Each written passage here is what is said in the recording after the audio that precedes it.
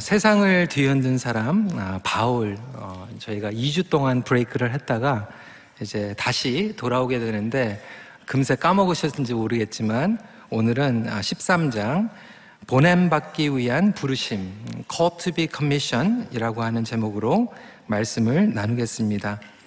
모든 성도는 보냄받기 위하여 부르심을 받았습니다. 성경은 하나님께서 우리에게 구원하신 목적이 단순히 천국 가기 위함이 아님을 말씀하고 있습니다.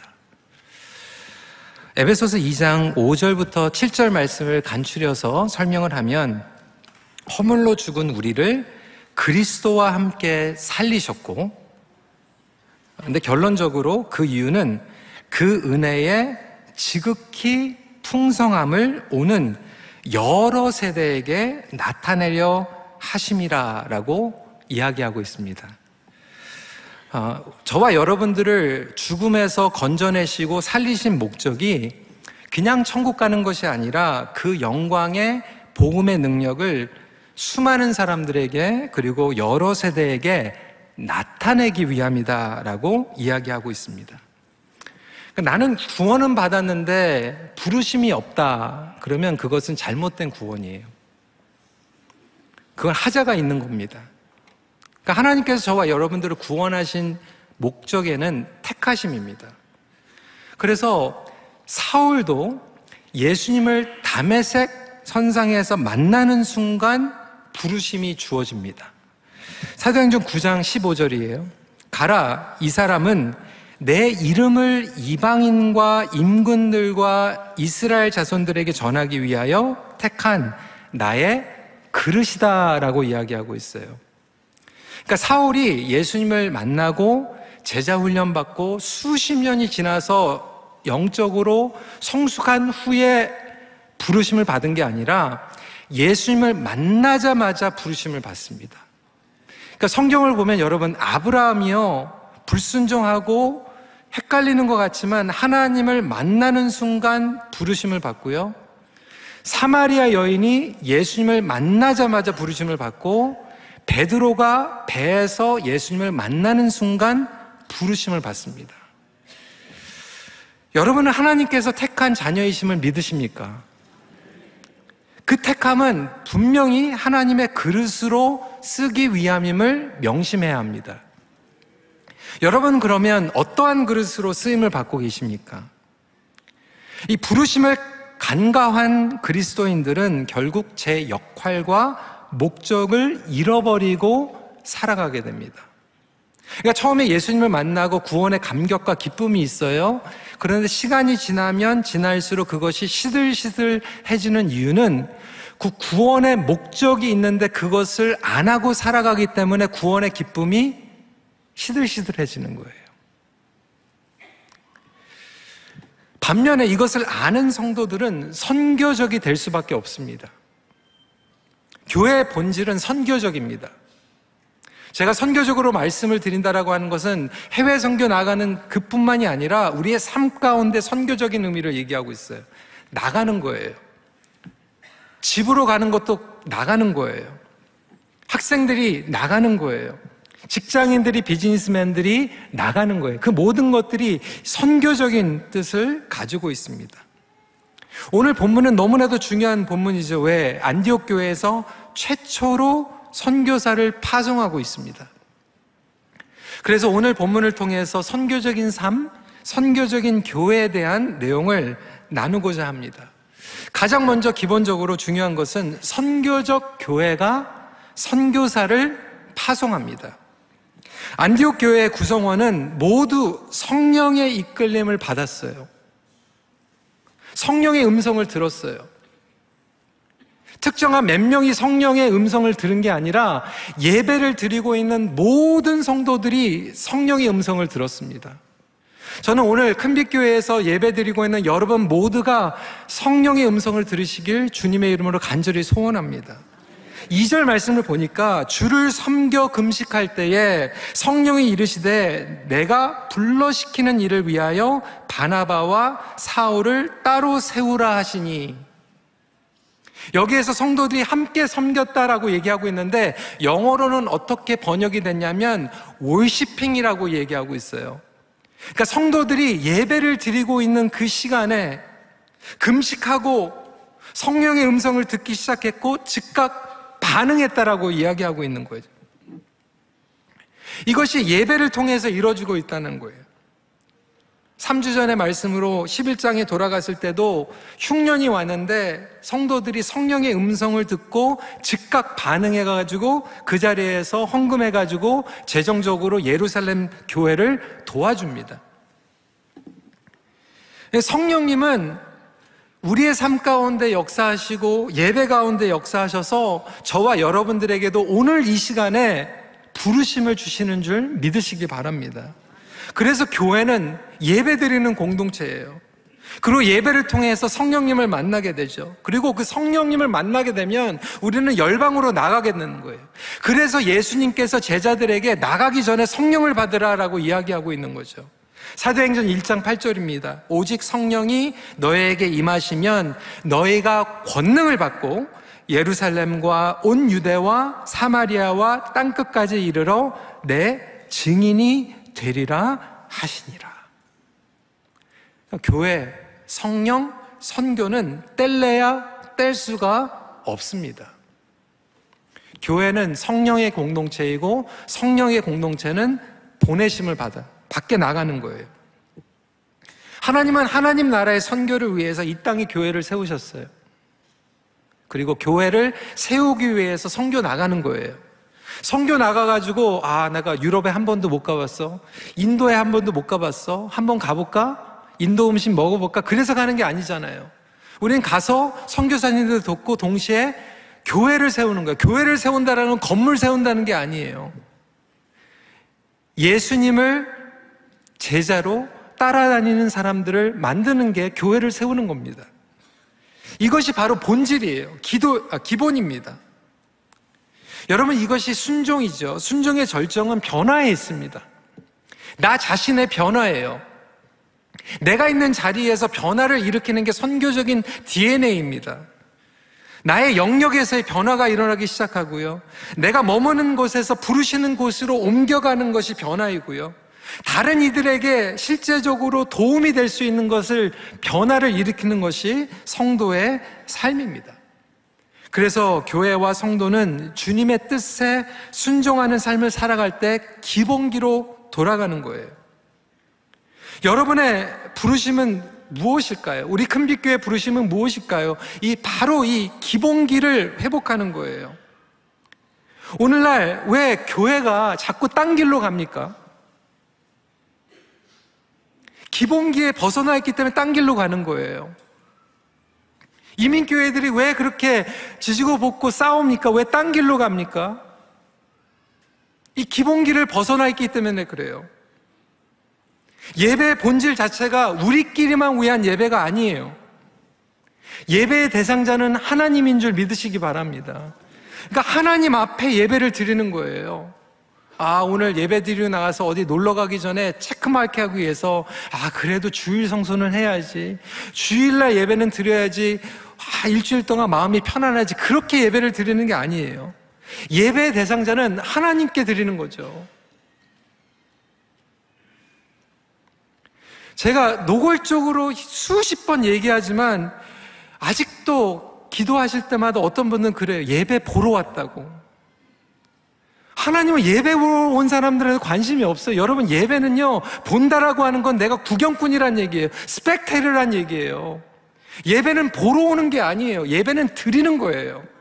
예배를 하나님께 드릴 때 하나님께서는 저와 여러분들을 만져주시고 만나주시고 성령의 은혜를 받아서 저와 여러분들은 밖에 나가게 됩니다. 부르심이 주어진다라는 거예요. A.W. 토저는 이렇게 얘기했어요. 많은 교회가 기독교의 진리에 물을 타버렸다. 그리하여서 그것이 독이라고 할지라도 그 누구도 죽일 수 없게 됐고, 그것이 약이라고 할지라도 그 누구도 고칠 수 없게 되었다. 흐지부지하게 그냥 물에 타버린 거예요. 사실 우리는 예배만 잘 드려도 파송의 능력을 얻게 됩니다. 우리 교회가 제자 양육 많이 하고 있지만 여러분, 양육이요? 양육을 제대로 하면요, 그 양육받은 사람들이 파송 나가는 거예요. 몇 년 동안 양육을 받았는데 한 번도 나가지 않으면 그 양육 빵점 맞는 거예요. 실패한 거예요. 여러분, 전도폭발, 새생명 우리 다리예요 하잖아요. 수년 동안 전도폭발 다 외웠는데 한 번도 나가가지고 전도 안 하면 그건 빵점이죠. 이론만 배우고 있는 거잖아요. 선교적 부르심은 목회자와 선교사에게만 국한되어 있는 게 아니에요. 저와 여러분 모두들이 사실상 일터에서의 선교사라는 인식을 가져야 합니다. 그래서 교회는 주일날 이게 항공모함이에요. 저와 여러분들이 항공모함에 모여서 예배드리고 탱크를 예배를 통해서 가득 채우고 으쌰으쌰하고 고장난 데 있으면 정비해가지고 월요일날 우리는 출발하는 거예요. 그리고 다시 돌아오는 거예요.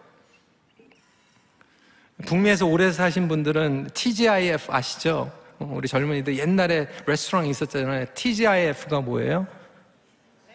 Thank God it's Friday. 너무 잘하네요. 그렇죠? 그런데 사실은 우리가 이 Thank God it's Friday, TGIF에서 온전한 성도들은 TGIM으로 바뀌어야 된다는 거예요. TGIF는 뭐예요? Thank God it's Friday. 그런데 TGIM은 뭘까요? Thank God it's Monday. 앞으로 직장으로, 학교로 TGIM으로 나갈 수 있는 여러분 모두가 되시길 주님으로 축원합니다. 그래야 되잖아요. 보내심을 받을 때 저와 여러분들은 예수님을 닮아가게 됩니다. 저와 여러분들이 작은 예수가 되는 거예요. 그러니까 결국 우리가 believing in the gospel, believing the gospel이가 하는 것은 결과적으로 becoming the gospel이 되는 줄 믿으시기 바랍니다. 그러니까 believing the gospel로 끝나면 안 돼요. becoming the gospel이 돼야 돼요. 조금 더 구체적으로 말씀을 드립니다. 두 번째예요. 선교는 리더십이 먼저 합니다. 오늘 본문을 보면 누가 파송이 됩니까? 바나바와 사울이 먼저 파송됩니다. 3절에 이에 금식하며 기도하고 두 사람에게 안수하여 보내니라. 이 두 사람은 교회에서 가장 주축이 되는 두 사람이었어요. 가장 큰 영향력을 가지고 있었던 리더십이었어요. 이 두 사람을 보내는 것은 안디옥 교회에게 쉽지 않은 결정이었어요.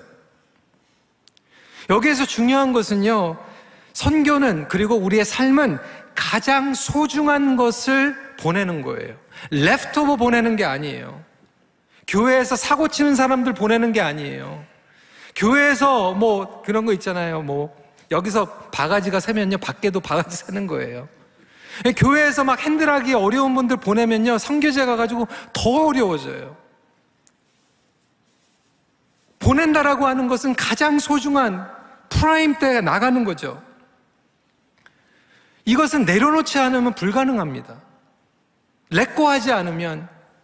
그런데 리더십 가운데에서도 마찬가지지만 신앙생활을 하면 할수록 내려놔야 되는데 우리는 집착하게 돼요. 붙잡고 싶은 게 너무 많아요. 내가 이룬 게 많아요. 안정적인 것을 원하고요, 현실을 유지하고 싶고요, 편안하고 싶은 거예요. 그러다 보면 우리가 가지고 있는 것을 내려놓지 못하니까 보냄도 받지 못하는 거예요. 찰스 윈들 목사님은 이 대목에서 강해서에서 이렇게 합니다. 그 당시에 안디옥 교회는 이 리더십이 드림팀이었다는 거예요. 드림팀. 바나바, 사울뿐만이 아니라 니게르가 있었고요, 루기오가 있었고 마나엘이 있었어요.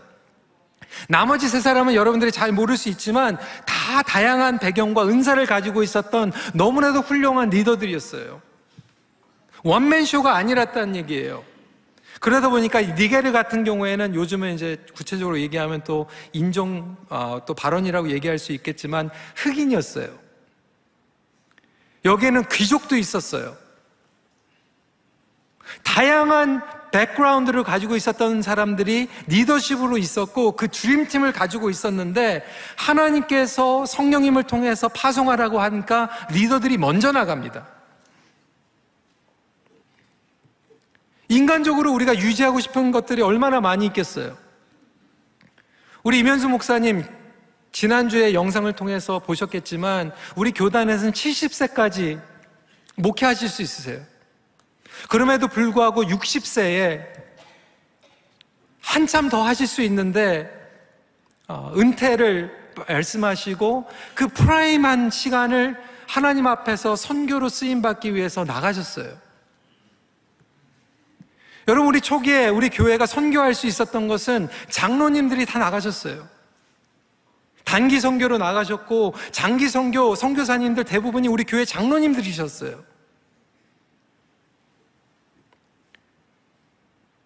선교 나간다 그러면 어린애들 보내고 뭐 청년들 보내는 걸로 끝나면 안 돼요. 리더들이 앞장서야죠. 저도 교회에 있는 거 저 굉장히 좋아하는 목사님처럼 따라가지도 못하고요. 10분의 1도 못 가요. 하지만 그럼에도 불구하고 어떻게든지 의도적으로 1년에 몇 번씩 선교지에 가려고 하는 것은, 그리고 지금 여름 때 지금 목사님들 반 이상이 지금 안 계시거든요. 오늘도 정우진 목사님, 최재훈 목사님 인도로 가셨고요. 우리 창수 목사님 오늘 EM하고 또 이제 독일로 가시고요. 이렇게 계속 내보내려고 하는 것은 목회자들도 교회 안에서만 이론적으로 성경 가르쳐가지고는 안 된다는 거예요. 나가서 성도들과 함께 선교하고 복음 전하고, 우리 장로님들도 마찬가지고 권사님들도 마찬가지예요. 해외에 못 나가시는 분들은 국내로 나갈 수 있고요. 하루라도 도시 선교할 수 있고요. 그리고 직장으로 가정으로 파송받는 것이 너무나도 중요합니다.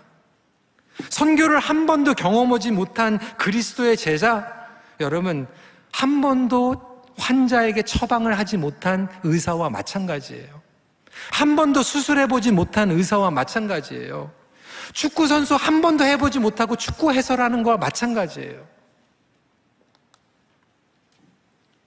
저와 여러분들에게 이 선교적인 부르심이 있다는 거예요. 그래서 예수 잘 믿는 성도는 세상에서도 빛을 발하기 시작합니다. 그리고 예배가 능력 가운데 다이나마이트 같이 폭발하기 시작합니다. 다른 사람들은 그냥 먹고 살기 위해서 일을 하고, 그리고 하나님 앞에 예배 안 드리면 뭐 이게 큰일 날 것 같으니까 불안해서 예배를 드리는지 모르지만, 저와 여러분들은 이 선교적인 사명을 가지고 있기 때문에 그것을 초월하는 목적과 능력을 받으며 살아가게 됩니다. 그렇지 않으면 여러분 안에서 곪아요. 지금 수많은 젊은이들이, 수많은 젊은 가정들이요, 이 선교적인 사명을 감당하지 못하니까 안에서 지지고 볶고 곪아 터지는 거예요. 복음은 말씀드린 것 같이 성령님은요, 다이너마이트예요. 두나미스, 폭발하는 능력을 가지고 있어요. 여러 번 얘기했지만 이 폭발하는 능력을 가지고 우리가 밖에 나가서 익스플로르를 해야 되는데 안 나가니까 안에서 임플로링 해버리는 거예요. 그래서 본질이 아닌 거 가지고 안에서 막 별의별 얘기가 많고요, 싸우고요, 지지고 볶고요, 골마 터지는 교회들이 얼마나 많이 있습니까? 정말 고민해야 될 거 가지고 고민하지 않고, 고민 안 해도 되는 거 가지고 고민하고, 그래서 이것을 임플로링이라고 얘기하고 있는 거예요. 오늘날 가정에 이제 우리 청년들 데이팅할 때 그런 얘기 하잖아요. 연애하면 그 납치당하는 친구들이 있잖아요. 남자친구한테 여자친구한테 키드나핑 됐다고 그러거든요. 그러니까 사라지는 거죠. 안 나타나는 거죠. 잠적해버리는 거예요. 그러니까 결혼하고 납치당한 분들도 있어요. 열심히 섬기다가 결혼해가지고 그냥 내 자식, 내 식구. 그러니까 교회도 마찬가지예요. 여러분 조심해야 돼요. 그냥 역 안에서만 우리끼리만 좋다, 납치당한 거예요. 우리는 끊임없이 선교적인 DNA를 가지고 밖으로 나가는 존재라고 하는 것을 기억하시길 주님의 이름으로 축원합니다. 마지막 포인트에 선교지는 영적 전쟁터입니다. 그래서 많은 갈등과 스트레스가 있는 것이 사실입니다. 현장에서의 적응, 언어, 문화에 대한 훈련이 얼마나 필요합니까? 고생하죠. 고난이 따릅니다. 갈등이 있어요. 스트레스가 있어요. 그래서 여러분, 저는 여기 미국, 캐나다 선교 단체를 보면 굉장히 부러운 게 있어요. 지난달에 우리 곽대선 목사님 우리 교회에서 잘하시고 미국에서 사역 잘하시다가 이제 남침례교회 이제 파송을 받아서 훈련을 받고 계세요. 그리고 지금 브라이언 앤 크리스티나 우리 EM에서도 파송을 받은 친구들이 OMF를 통해서 준비하고 파송을 받았어요. 또 위클립 너무나도 좋은 단체예요. 이런 단체에 가신 분들은 너무나도 저희가 배우는 게 뭐냐면 바로 안 보내요. 그들이 필요한 게 무엇인지 다 챙겨주고요. 그리고 현장에 가서도요, 몇 년 동안 사역 요구하지 않습니다. 가서 배우라는 거예요. 언어를 배우고, 관계를 만들고, 팀워크를 만들고. 그래서 그것들이 다 조성이 되면 그때부터 사역을 하기 시작해요. 그리고 그 모든 것들을 다 서포트 해줍니다. 근데 한국 선교사님들은 다 그런 건 아닌데 많은 경우에는요 그냥 대책 없이 보내버려요. 그리고 맨 땅에 헤딩하게 만들어요. 그리고 사람들 많이 모이게 합니다. 그러다 보니까 처음에 언어도 안 되는데 일단 돈을 풀어요. 돈 풀으면 사람들이 모이거든요. 그 사진 찍어요. 그러면 교회는 좋아해요. 아, 사람들이 많이 모이는구나. 대단한 일을 하고 있구나. 근데 딴 선교사님들이 또 더 많이 주면 글로 가버려요. 그게 건강한 선교가 아닌 거죠. 그럼에도 불구하고 선교사님들이 얼마나 스트레스를 받는지 몰라요. 그래서 선교 컨퍼런스에 가서 그 가족들을 섬기면요, 거기 저희 같은 경우에는 목회자 자녀들을 PK라고 그러잖아요. 그런데 선교사님들 자녀들을 MK라고 그럽니다. 근데 MK들하고 얘기 들어보면 아이들이 그 기도를 하는 거예요. 목사님, 우리 엄마 아빠가 그렇게 싸워요. 선교지 가가지고 서로 싸우고 있는 거예요. 전쟁터에서 아군끼리 싸우고 있는 거예요. 스트레스가 얼마나 심하면. 그래서 선교단체에서는 목회자들은 뭐 6년 후에 안식년 주잖아요. 근데 선교사님들은요 3년에 안식년을 줍니다. 왜 그럴까요? 2배로 스트레스를 받기 때문에.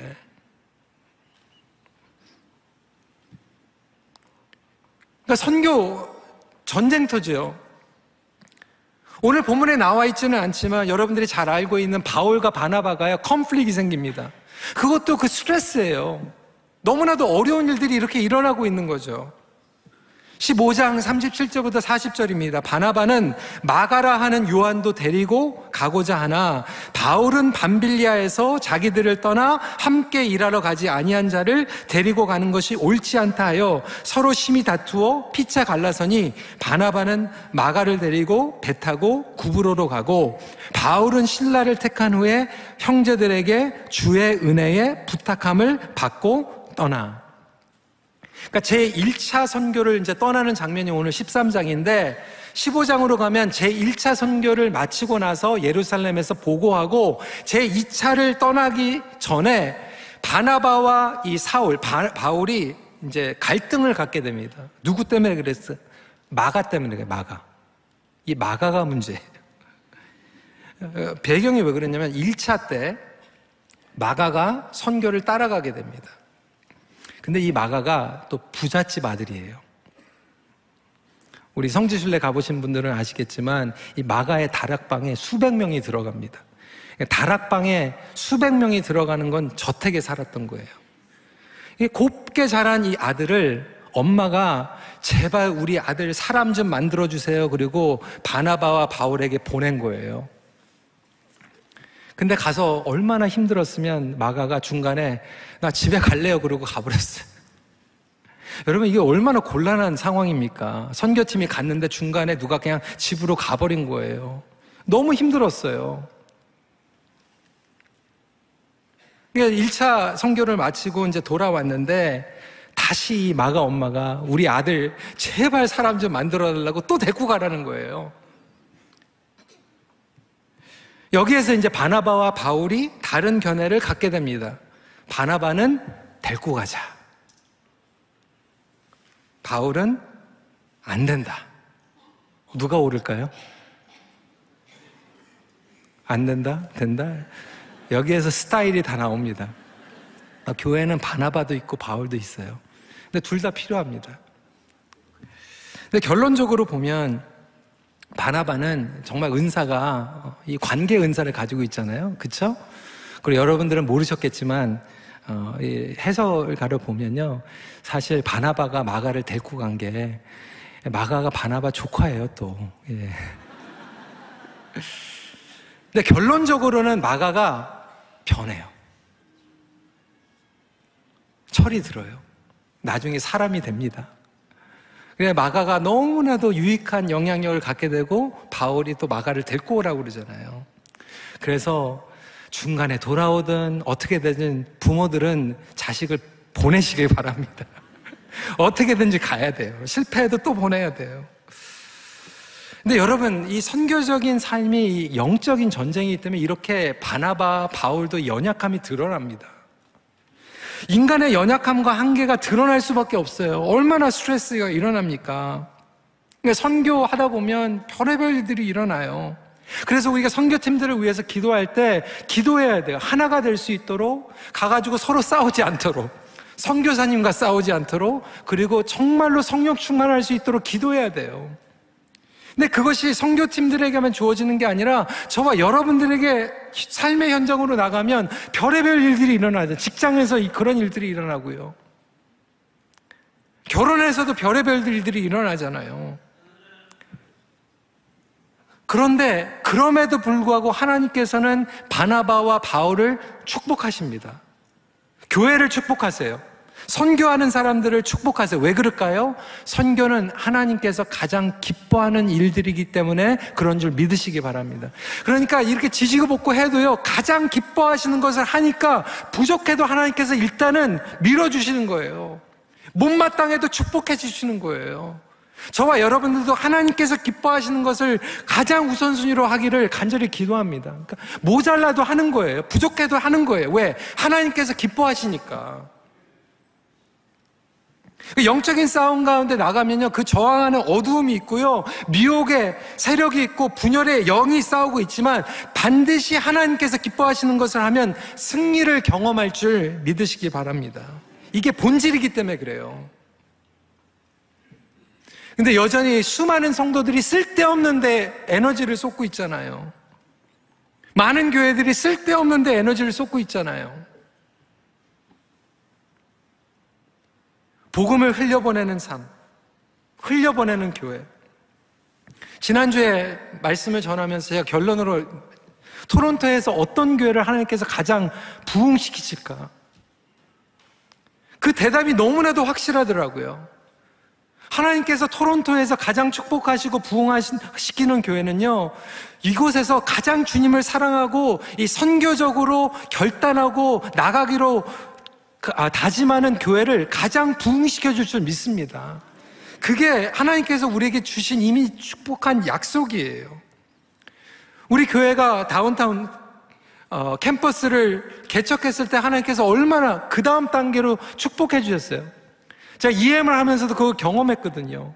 EM이 본교회에서만 모일 때 하나님께서 축복해 주셨지만 다운타운으로 나가니까요, EM이 2배로 그냥 업그레이드가 돼버렸어요. 다운타운에서 젊은 청년들이 모였을 때 업타운으로 또 개척하니까 하나님께서 또 그 다음 단계로 업그레이드 해주셨어요. 이 마찬가지로 우리가 토론토를 사랑하고 이 지역을 사랑하고 캐나다를 사랑하고 열방을 사랑하고 계속해서 이것을 흘려보내고 보내는 만큼 하나님께서 2배로 3배로 우리 교회를 축복하여 주시고 사용해 주실 줄 믿습니다. 그러니까 비즈니스도 마찬가지고요, 우리의 직장도 마찬가지고 사명도 마찬가지예요. 안에서 그냥 골마 터지고 우리끼리 막 붙잡으려고 하는 것이 아니라 계속해서 하나님의 은혜 가운데 이 플로우가 될 때 하나님께서는 우리 교회를 통해서 역사할 줄 믿습니다. 그래서 우리 교회가 코비드 때부터 미자립 교회를 돕기 시작했어요. 몇 교회를 돕는데 저는 소원이 있어요. 더 많은 교회들을 섬겼으면 좋겠어요. 더 많은 선교지로 축복을 흘려내버렸으면 좋겠어요.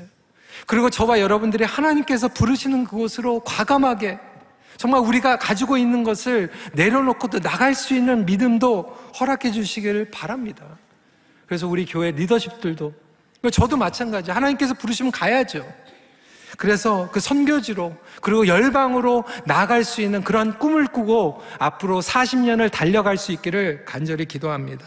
말씀 마칩니다. 하나님은 우리가 보내는 것 이상으로 새롭게 채워 주십니다.